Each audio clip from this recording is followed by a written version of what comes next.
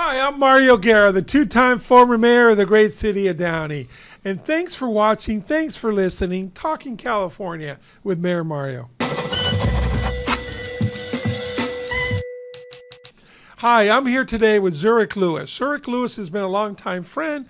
He's also been a representative on the Cerritos College District Board of Governors. What's the official title? The Board of Trustees. Board of Trustees. He's a board member of the Cerritos College, but an elected official, one of the youngest in the state of California. He's our co-host and guest today. He's co-hosted several other shows. And how are you? I'm doing well, Mario. How are you? Good. Today, we're going to talk about politics. This is Talking California. You guys know our other show, Talking Downey, a little bit softer about local things.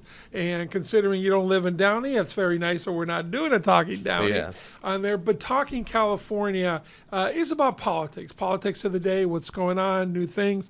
And there's so much in politics right now. Right. So what would you like to talk about first? Well, we can do Talking La Mirada if you want. I'm just kidding. No, that's another episode. I'll go visit you. Come visit us. We'd love to do a field day over here. But, some of the important things that have come out recently, just yesterday, the Board of Supervisors just voted to declare a state of emergency for basically ICE enforcement actions. Right?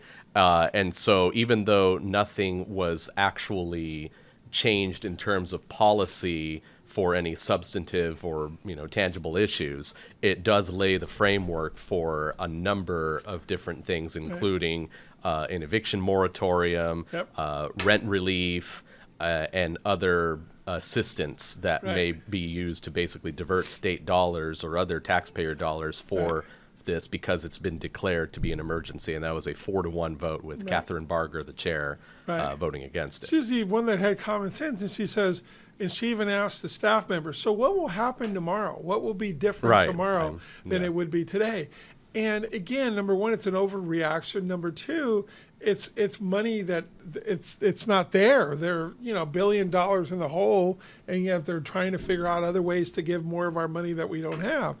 And lastly, that was the important one was the moratorium on eviction, because I've had that. I have units in Huntington Park, and they've added this new law there internally, locally, and it's crazy the things that you can do. I just had a tenant, been living there rent-free for the last 9 months, and owes me over $10,000, and she finally just left. We've been trying to evict her, but she finally just left. And left the unit like a hoarder situation. Right. So now I got to do all that cleanup. I'm not going to get my $10,000 back. Couldn't get her out. So, and I'm not a rich person. I am a landlord, and next time in Huntington Park's limited to me to 3% increase on there. Okay, now I'm complaining. Yeah, no, I'm a landlord-tenant attorney. That's my day job. Yeah. So we're here to talk politics. Okay, but it sometimes intersects. Yeah, like that because that's just how it is. That's absolutely crazy on there. So so what do you think this will do? What are your thoughts on this emergency act that they declared? Yeah, this is very typical of any Democratic policy. It's got noble goals, and on its face, it looks like they're, looking out for the little guy, and they just, really care. But if you even take it one step forward in thinking what the actual second-order consequences are, much less third-order, you'll see that it's very, very tough for people who are actual residents and people who have worked to not only legally immigrate here or have been born here to say, hey, wait a minute, why are you prioritizing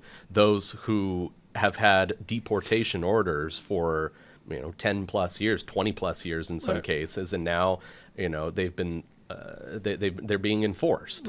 And so, it is unfortunate for some people who have been lulled into the sense that, there really isn't a law and it's just fake, and those deportation orders that I got however many decades ago, don't apply. But the law is the law, and we are a nation of laws. We are a nation that actually enforces those things that are on the law. And it's unfortunate that our leaders have not actually created a more just scenario where we can actually have comprehensive immigration reform. Absolutely. And it's been tried over many decades. I've been pursuing that. Happens. I've been mentioning that for many years. Yeah. It needs to have happened a long time ago. Nothing happens. But juxtaposed with the fact that the county board of supervisors cut $25 million out of the DA's office, and now to suddenly lay the framework to essentially take that $25 million from public safety and put it to unaccountable rent relief and eviction moratoria, I think is just a fundamentally wrong priorities that we need to really change, especially when we move from 5 to 9 supervisors. It's crazy. They still haven't figured that out. Oh, by the way, the supervisors, I read in the LA Times yesterday, there was some secret $2 million payoff that they've given to the former CEO. Yeah. Well, she's not the former yet. The current one. She's just out on medical leave now. Oh, that's true. So whether she ever comes back for real or not. But how do you do that? What's this, double secret whammy $2 million for a public official, at staff? So there's a lot more to that story later. We'll find out. But I'll tell you, I cringe sometimes when Lindsay Horvath, that doesn't know anything, brings up things. And it's like, what? This is what happens when you get activists into government that don't have any strong qualifications, that they're career politicians. She did goofy things in West Hollywood, and then she gets out there because of activism. Okay, so speaking of goofy politicians, let's talk about Katie Porter. Okay, I couldn't help it. That was too easy of a segue. That was a very easy segue. Oh, easy segue on there. Well, we've all known that. I mean, her temperament and how she treated staff and everything else. This was, a well-known secret in Orange County and in political circles on there, but now it's coming out. Yeah. What are your thoughts, especially she blew up with the reporter and then comes out cussing out her staff? I mean, this has been known, and it's just the way that things go viral is often, confounding to say. Like, why are you looking at it now? How many years later when we've already known she's thrown boiling potatoes at her ex-husband, when we've already known that she would do self-harm to manipulate and gaslight her her family, when we've already known that all of her staffers have had one of the highest turnover rates in Washington, D.C. when she was a congresswoman. So, this is not news, but it's only because, again, this is how most Democrats think. They just think on their face to say, wait, here's a progressive woman.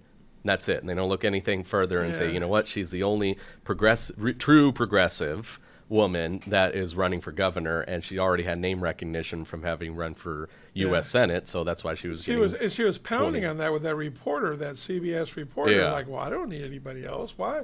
My name ID, you'll get... And that cockiness, that self-entitlement on there, that's crazy. And that may well be a true statement. Correct. That's a true statement, she is well known. That's not what politics is about. Politics is about perception. Politics is about being a unifier. Right? But if she would have kept going on the pace she was going, mind you, it's a lot, it's real early in the polls, but she was leading only because of her name ID. Now she's got a different name ID. Now she's got the perception problem of that. Then the video comes out. And then last night I saw something where she admits, she goes, oh, there may be other videos like that. Yeah, she didn't deny. That. Oh, well, duh. Yeah, but she didn't deny that there may be other ones out there. So how many do people have to know and see to see that, hey, if you can't handle a simple question for like that reporter, that was a toss-up, right? That was a nothing question.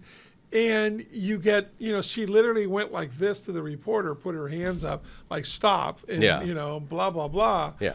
How are you going to do when you got billions of dollars in deficit on the state? And that's why every gubernatorial candidate from Ian Calderon to Betty E, and everybody in between just jumped on it because, it's an easy target. It put a giant target on her back, and, she's been, losing down in the polls, but still no one has broken out from that to become the next leading candidate that everybody's looking for. And a lot of the Democratic establishment, my Democrat friends, are still looking for someone who really they want to back. Because Eleni dropped out, and the sitting lieutenant governor just did not get any traction. I think, and Tony Atkins dropped out. I think Tony Atkins dropped out too.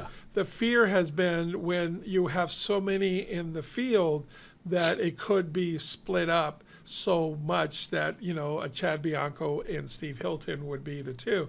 That'd be a dream scenario for both Republicans to have the top of the ticket. It's not past everybody, but anyways, we'll see. But the good thing is, and this is the good thing for California, that Katie Porter has been dropped down a notch, as she should be, she'd be one of the last ones you'd want in there. So, anyways, that'll play itself out. That will. So, yesterday, Mr. Buettner, that used to be the head of LA Unified School District, announced he's going to be running for mayor.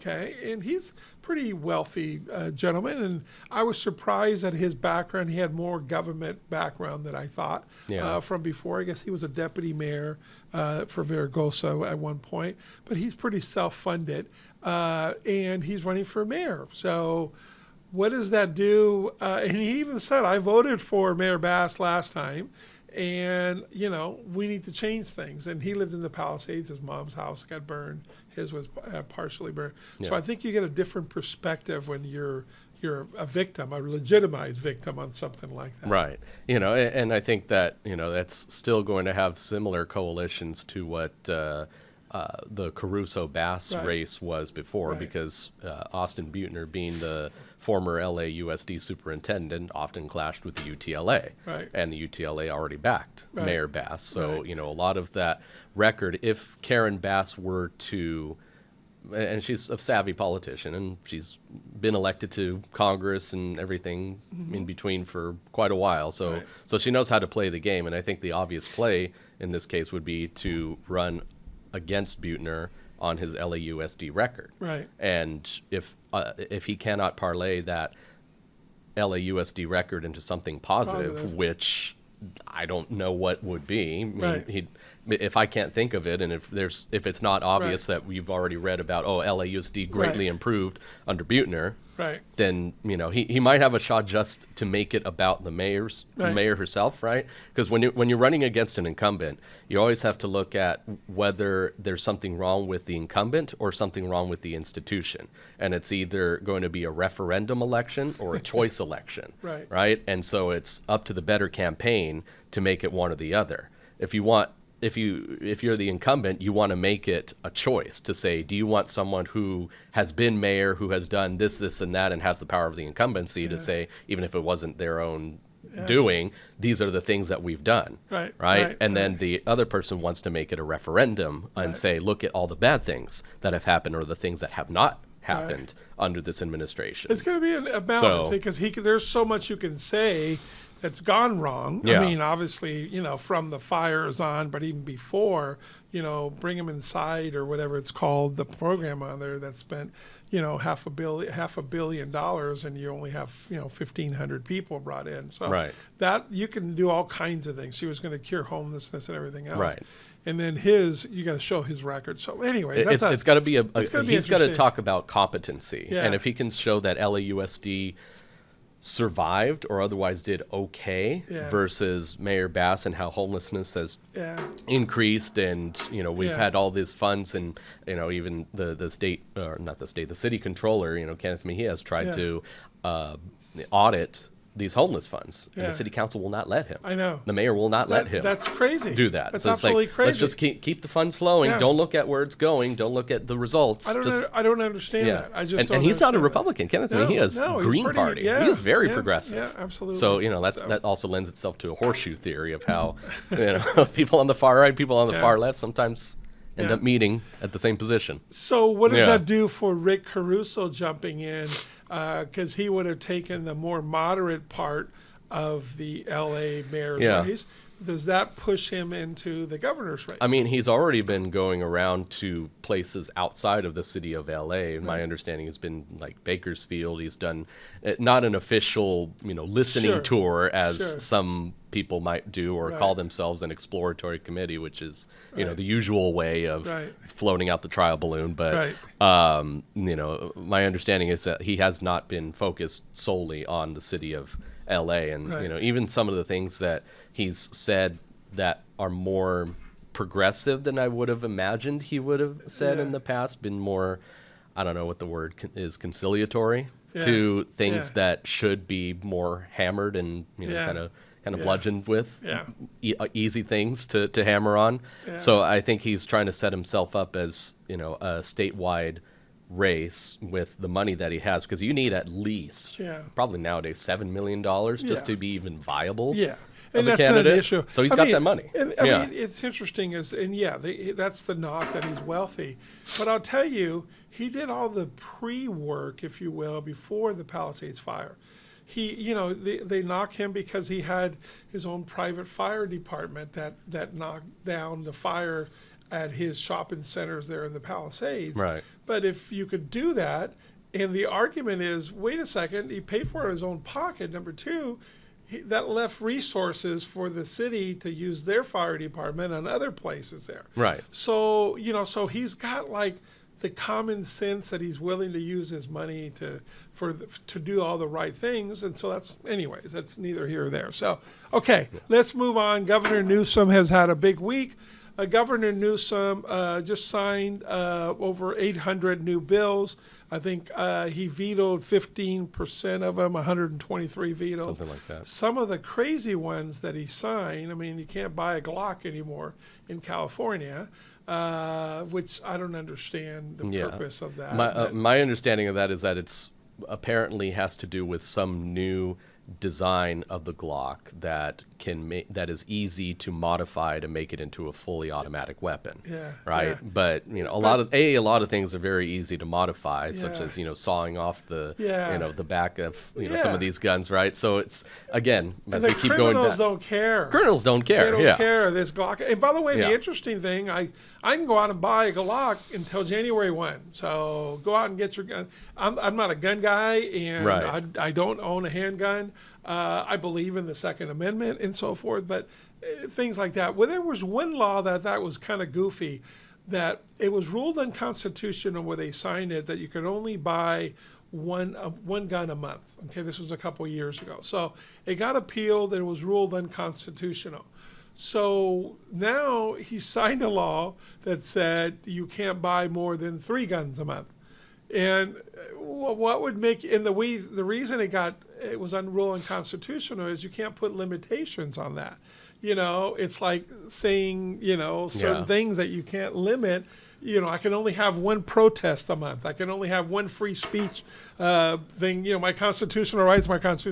Right. So that one's probably going to be challenged. But I just thought the logic of that is like, really? So you're going to tell me I can't? So the bad guy, he can go in the corner and buy it, buy 10 a month, and that's what they do. Anyway. Right, as if criminals follow the law. And I'm right? not a gun guy, but those are just common sense things on there. Right. He did also start a Blue Ribbon Commission. Let's talk about that one there. The Blue Ribbon Commission to see how gender is, let me be careful how I say the word, I wrote it down. New Blue Ribbon Commission to study disparities in youth sports regardless of gender equality or identity. Very sanitized language. Very sanitized language. But what's interesting is, because he said in Charlie Court's podcast, I'm not for girls, participating, or transgender men participating in girl sport, for the obvious reason. Even Governor Newsom said that. He goes, of course it's common sense. Right. But now we're going to spend money on this Blue Ribbon Commission. It's kind of hypocritical, and I think it's for his base. I think it's for his presidential run. Look, I at least wanted to look at it. Yeah, and that's the kind of thing that, again, Democrats do create, and not even just Democrats really, but to create a commission or to create this so that when somebody asks you about it, you just say, oh, I'm pointing to these people that, and why is it called a Blue Ribbon Commission, right? Because, back in the day, people who used to have blue ribbons would come and study, these sorts of things and, and come up with an official recommendation because they were known, and it wasn't even real blue ribbons, it was that they were well known and qualified, so that you could just say, oh well, experts took a look at this and said this, therefore we have to go with what they say. You're learning, you're listening to new things on there. It's kind of like the red tape. You know how we hear red tape is like a process that gets in the way. It's because in the old days, especially after World War I, when our veterans came back and they wanted to get their benefits, they had to go to D.C. and it was listed in a big book with red tape around it that listed all the things on there. Again, so that's the story. Yeah. That's paraphrased. We could do a whole episode on different political idioms. What's up with that? Hey, that's a new show right there. What's up with that? Yeah. Anyways, okay, so let's talk about the big elephant in the room because it's coming up for election, Prop 50. Yeah. So there's a new ad. Okay, so Prop 50 you've been hearing about. I hope you have. I voted. I got my sticker. And I put mine in the ballot. I mailed mine already. Prop 50 takes away the Citizens Commission that we already voted in, our constitutional amendment in 2010, and it gives the power straight back to the legislators. They did this. Oh, we're playing fire with fire. Trump did this, and in Texas and so forth. And the Texas race is. The Texas did it. Yeah, President Trump said something about it, but Texans did it because a judge told them you have to do it. Okay? Right. So, it was because the Biden administration sued Galveston County for having not drawn a specific districts for minorities, and then they ended up losing in the appeals court. So now that law was overturned, Texas took that opportunity to say, hey, since we're no longer bound by it, we can create these new districts. So it wasn't just Trump walking into Austin and saying you must draw new districts. But Texas. That's how they're painting it. But that's how they exactly. And here in California, I mean, you got Tom Steyer those ads. You know, those are sick. It's like you hate Trump so much that the ad is stop Trump, and there's Trump eating nuts and throwing things to the TV and what? It's like, are you kidding? That's how we want to run our government here in California. It's not common sense. It's not good governance. It's like, let's get Trump mad throwing stuff on the TV. Well, that's a terrible ad. It's disingenuous. It shows you the hatred that's there. We have a policy that our districts are done by the citizens every 10 years. This will take that away. This changes the Constitution and gives it back the power to the politicians. We had a day to see the redrawn districts. Okay, it was done by Paul Mitchell, PDI, a political strategist guy that actually banned the Republicans from using their politics, their information, if you will, to run elections. So the districts are so gerrymandered and they're so goofy. You have one up north that goes from the Nevada to the Oregon border all the way down to San Francisco. It literally looks like a big elephant. You have one in Orange County. I just heard this last night and saw it, looked it up. Mm-hmm. One in Orange County in Mission Viejo, that the district literally goes through the backyard of a house. One side of your backyard. So I wonder if you're like, does your wife vote for that congressional district and I vote for this one and this? It's just silly on there, but people are buying it because people aren't buying. Anybody with common sense knows it's not good. But in other states in the country, we're trying to emulate California. They're like, wow, what a great, good governance thing. And now this is all about President Trump. And folks, I don't want to run my state that way, and this is embarrassing. What are your thoughts? Yeah, well, my favorite district, I mean, I can't call it a favorite, but the one that always sticks out in my mind because it's so close to us in our area is that you have another district that starts in Yorba Linda and Anaheim Hills and goes through Rowland Heights, Diamond Bar, all the way over to Montebello and Pico Rivera, and then grabs Commerce and Cudahy. Yeah. So you have Commerce and Cudahy in the same district as Yorba Linda and Anaheim Hills. Yeah, that makes a lot of sense, right? Absolutely, yeah. Because they got the voters there. Yeah. And here's the thing is, so we've been losing. L.A. County lost population in the last redistricting. It lost population, so hence we lost the congressional seat. So guess what?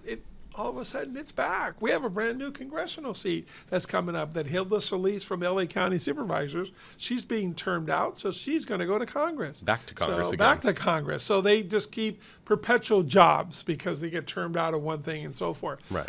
It's disingenuous to our Asian community on there that we're growing in power. It takes away from the growing areas in California, like the Inland Empire that actually had grown, and so forth. It's just bad. And it's all under the premise, let's just beat Trump, fire with fire. And it's really silly, and I'm embarrassed for our state to do that. I'm embarrassed for people that keep bringing it up, saying, "Oh, well, that's Trump did it." I don't care. I don't live in Texas. I live here in California. Yeah. So and it might all be for naught too, Yes, because yes. we have right Yes. now at the Supreme Court is Yeah. oral arguments on Louisiana v. Calais. Yeah. That basically, long story short, is that there was a second black majority district that was required of Louisiana to draw Right. in their state. So they appealed that and have finally gotten to the Supreme Court, basically arguing that the Voting Rights Act, the Section 2 of the Voting Rights Act, should be considered unconstitutional in that race should not be the primary factor in drawing a congressional district. So if, and what I think is likely, at least 5-4, if not 6-3, that will be ruled unconstitutional. It will set off pretty much every southern state to redraw their own districts. Florida, Georgia, South Carolina. You could see upwards of about a dozen, maybe even up to 19 more Republican seats drawn. Yeah. And so the 5 that would be gotten from California would just be, way blown out of the water by what's going on silly. over there. So right now we're losing confidence in our own government to be able to have told us, hey, you can have this independent redistricting commission. You can have, whatever people coming up and say, oh, well, for example, Costa Mesa should be put together with Irvine, or, Downey should be put together with Norwalk, or, what have you. And so all of that was done back in, 2021 is now like, oh, you know what? Wait a minute. There's more important things than what your community Right. We're looking at national. We're looking at the national stuff. And so it's extremely silly. And, it also sets a precedent for 2030 congressional redistricting when the new census is done, regardless of what happens with, the Trump's re-censusing aspect, and that's another story too. That creates a precedent to say, oh, why are we going to now change the districts that we've already drawn? Right. And so, this independent commission could just be thrown up, all over again if somehow, President Vance or President Rubio, decide to say, oh, I want to make, these other redistricting things happen. It's like, we are a federal government, and that means that we are a group of states that have a very unique system of caring about our own representation and our own communities. So we're not all one big, homogenous country.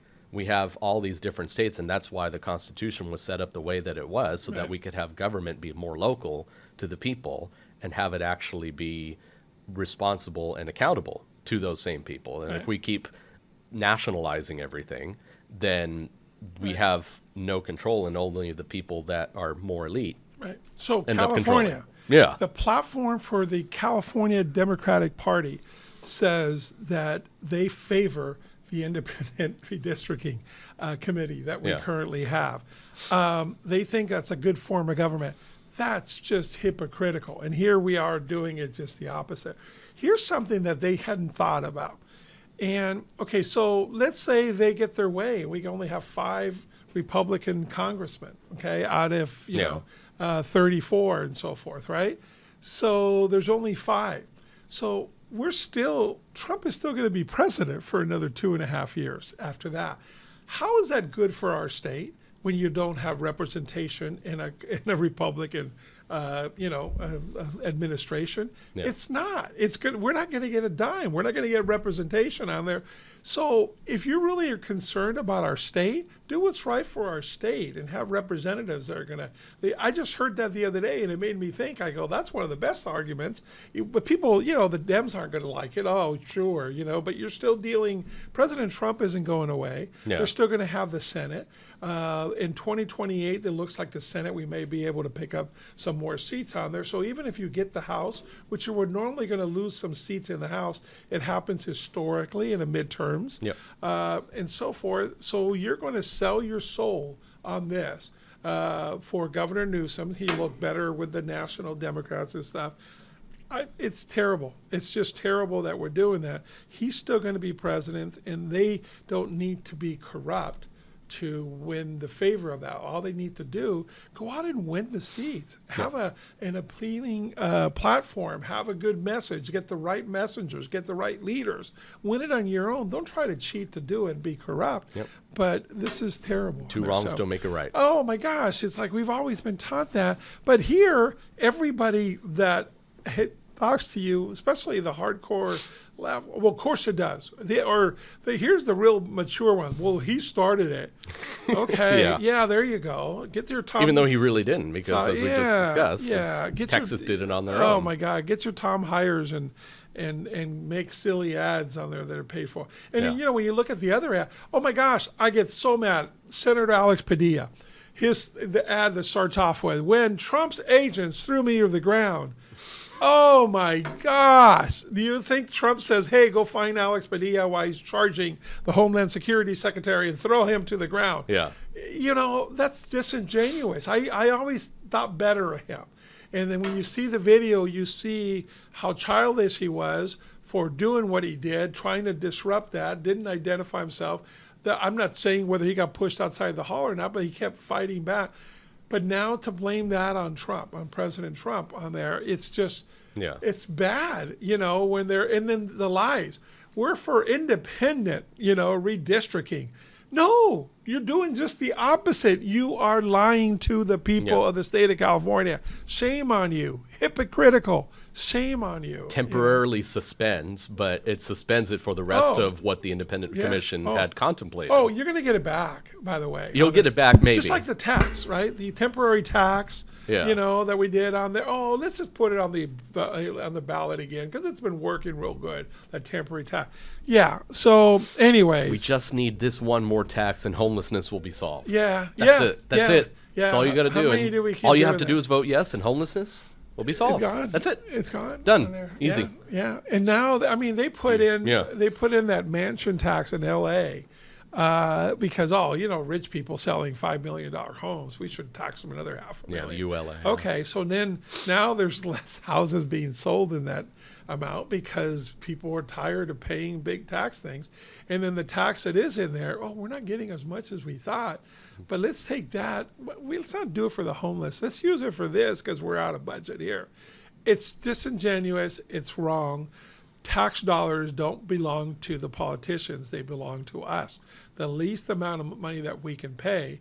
And how about your fair share? So you're a lawyer now, so you're starting to make good money on there, but we should increase your percentage too, because you don't have your baby and your other one coming on the way. Yeah. They don't need it, but that other person does.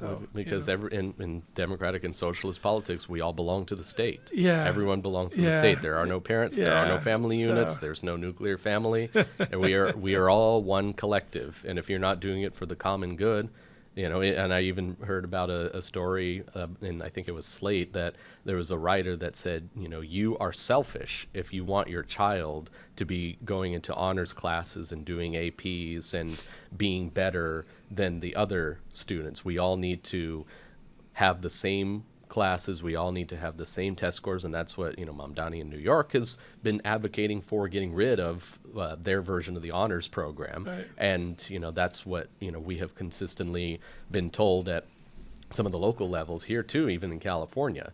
And so some of the things that I've been trying to counteract that with at Cerritos College, along with many other colleges, is our dual enrollment program. So say, hey, let's skip out on your district having been told by the state to offer this class, don't offer this class, don't do this or that or whatever.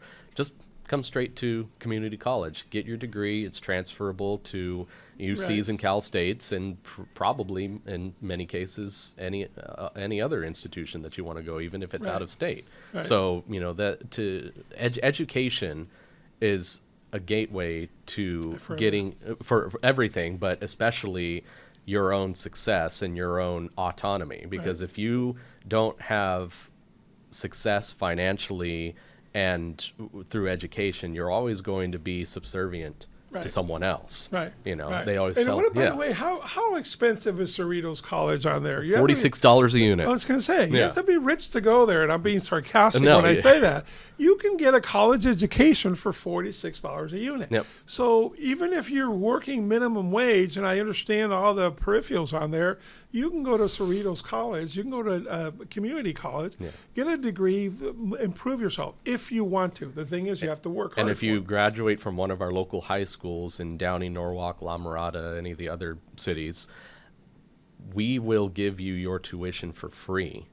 And if you already qualify for free tuition under the state promise program, we'll pay for your textbooks. Yeah. So there is really no excuse for you, especially if you go to a local high school. You may want to go to UC, you may want to go to Cal State, but the long term, the smartest decision is to just get your at least 2-year associate's degree for transfer at Cerritos and save yourself so much money, so much time. So many things. It's so many things, and get a job. Yeah. We were shown to be the #1 in all of LA County and all of the LA Metro to have the best return on your investment for any student. I bet. So, folks, listen it's not an to exaggeration. That direction. There's opportunities out there. Okay, I've always said that. So lastly, let's wind this up on there because we cover the whole spectrum. We're talking California. We talked California today. I mailed in my ballot already. There's only one thing on the ballot, which, by the way, they got it wrong and they had to spend millions of dollars a couple of days later because they had rushed the original ballot. They had the wrong district maps in there. So I sent mine in. Okay. Don't worry about the little holes. Some people are saying, oh, they can see the ballot thing. Just turn it the other way, okay? It doesn't matter. They can't see it, at least here in LA County. But even when I posted that on my social media, that the Attorney General, Rob Bonta, says it may not, if it gets postmarked that last day, it may not get counted, right? Right. He said, just do it earlier, okay? So I'm saying that, and somebody brings up California laws, if it gets postmarked and blah, blah, blah. I get it. But the Attorney General is telling everybody publicly on social media and so forth, hey, get it in early. It may not happen because we're short-staffed. Okay? If you live 60 miles from a postal processing center, it may not get there in time for it to be postmarked. And the whole thing. So folks, just do it. Don't wait any longer. Just send it in. We're recommending a strong no, of course.